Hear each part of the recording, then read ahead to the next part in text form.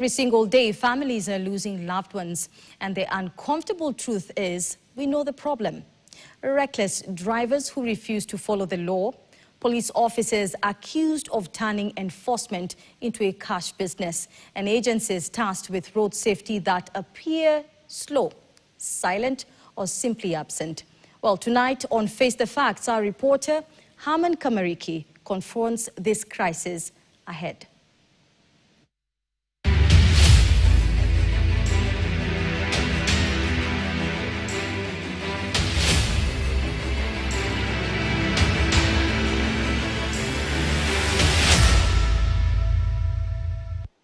Welcome to Face the Facts. Let's stop for a minute and let's reflect together on these pictures. A vehicle mangled beyond recognition. A lifeless body is still lying on the road. Should we be surprised? Perhaps not. It appears to be a trend that has over the time become familiar with Kenyans. And that right there is the cause for concern. That compels us today to face the facts. More Kenyans have lost their lives this year compared to last year. That's according to statistics. And this partly because of disorder on our roads. Yet, as a country, we carry on as if everything is normal. But more than this, let's talk about pedestrian crossings. They are usually clearly marked on our roads, and therefore, they are there for a reason. But how many of us ignore them? Do we even use the crossing bridges?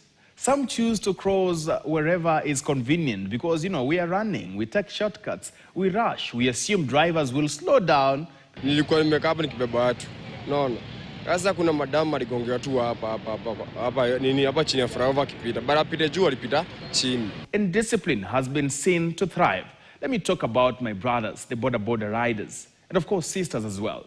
They cut through traffic at a high speed, many not wearing protective gear like the helmets. Rules are treated like suggestions to them. Every chance to overtake is an opportunity to get faster to their destination. You're driving, the border is coming towards you faster and is on the wrong way, making every journey a risk. And in public transport vehicles, that's where another demon is. Safety is treated as inconvenience. Seatbelts remain unused and sometimes not installed. Vehicles are overloaded, forcing passengers to stand in moving vehicles. Children are carried on the laps of their guardians and makeshift seats set in place. Mnazita sambaza. This is to accommodate as many passengers as possible, begging the question on chances of survival if an accident was to occur. And if it does, we call it bad luck. But is it really bad luck? Let's consider also that road-unworthy vehicles are allowed to ferry people daily. Vehicles with faulty brakes or lights that do not work, even the seats. And the air pollution they leave behind everywhere they are driven is health hazard. How do they pass that inspection? Has enforcement of rules for the road users been replaced with compromise? A matatu overloads passengers, an officer notices and turns a blind eye, a short conversation noticeable, one driver to another, the vehicle is waved and allowed to proceed, like you can see in these pictures where police officers move closer to the drivers. And the journey continues until someone dies. We must wake up and smell the coffee, Kenyans, and ask hard questions. What is the role of the National Transport and Safety Authority, NTSA? They are tasked with ensuring accessibility and safety of Kenyans and the roads across. Driving licenses in Kenya appear to be easily issued. Stickers are stamped without thorough checks. You wonder whether driving licenses are perhaps obtained through connections and bribes. And as these questions and worrying trend persists, lives continue to be lost on our highways. And after every crash, the pattern is the same. We mourn, we bury, we share photos, we move on. Remember the late John Michuki, Kenya's former Minister for Transport? He made wearing seatbelts mandatory. Speed governors and route adherence was compulsory during his tenure. Road accidents during that time were drastically cut. This perhaps should serve as an invitation to the current transport CS, Mr. Churchill, to reflect on the gains Michuki secured for the country and why we seem to have deviated from them. This country does not have a bad luck problem. It appears to be more of a behavior and a culture issue. We cannot claim to value life while excusing bribery. We cannot accept a system where convenience comes before safeguarding human life. Change starts with each of us. Now listen to this gentleman who gives us how it happens in the US.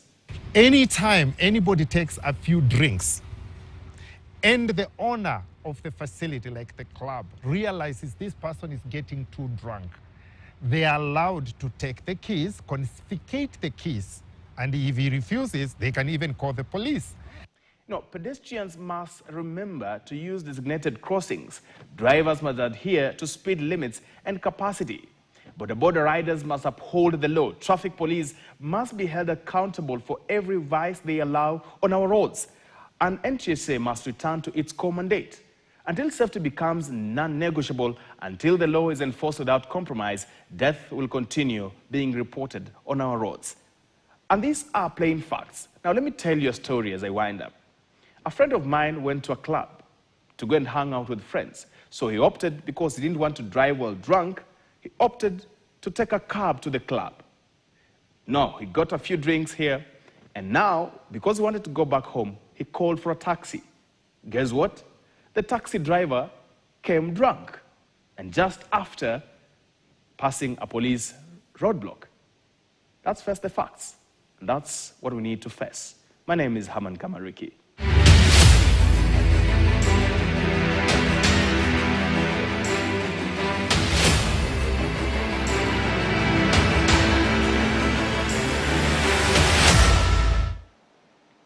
Well, indeed, as Herman Kamariki there says, we need to face the facts on the issues facing us, especially when it comes to our roads and the safety of every person using these very roads. Perhaps a question for the CS, as Herman says. Well, moving on, a tragedy visited a family in Pamba village, Kisumu County, when 3 of their members, including 2 young children, died after a giant tree fell on their house. Villagers say the tree